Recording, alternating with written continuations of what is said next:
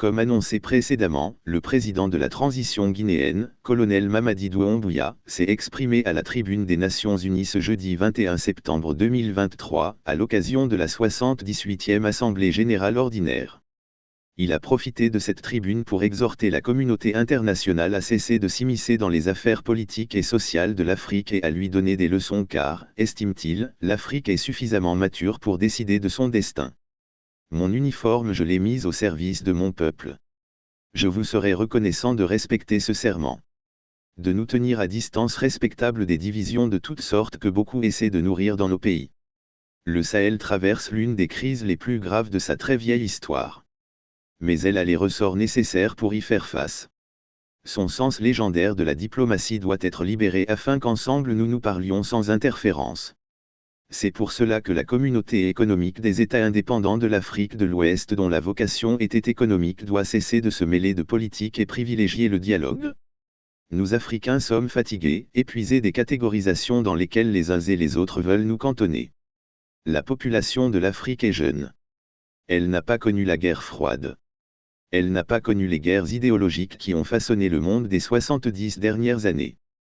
C'est pourquoi nous trouvons insultants les cases, les classements qui tantôt nous placent sous l'influence des Américains, tantôt sous celle des Anglais, des Français, des Chinois, des Russes et même des Turcs.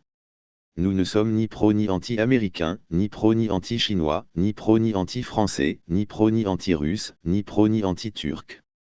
Nous sommes tout simplement pro-africains. C'est tout. Nous mettre sous la coupe de telle ou telle puissance est une insulte, du mépris, du racisme vis-à-vis d'un continent de plus d'1,3 milliard de personnes.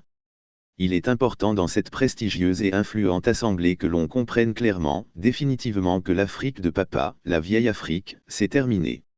Avec une population de plus d'1 milliard d'Africains dont environ 70% de jeunes totalement décomplexés, des jeunes ouverts sur le monde et décidés à prendre leur destin en main, il est venu le moment de prendre conscience que les structures, les règles issues de l'après-seconde mondiale, en l'absence de nos États qui n'existaient pas encore sont obsolètes.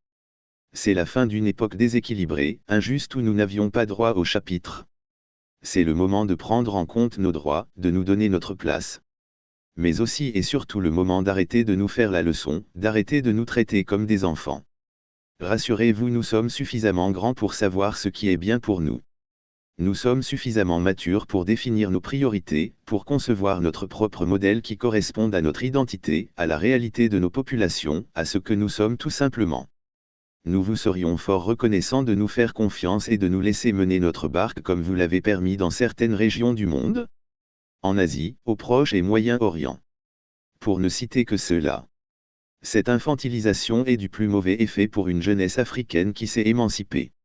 Je ne saurais terminer mon propos sans souligner les menaces qui hantent la sous-région de l'Afrique de l'Ouest, gravement exposée, aujourd'hui, à des questions de sécurité de tous ordres, de développement et de stabilité.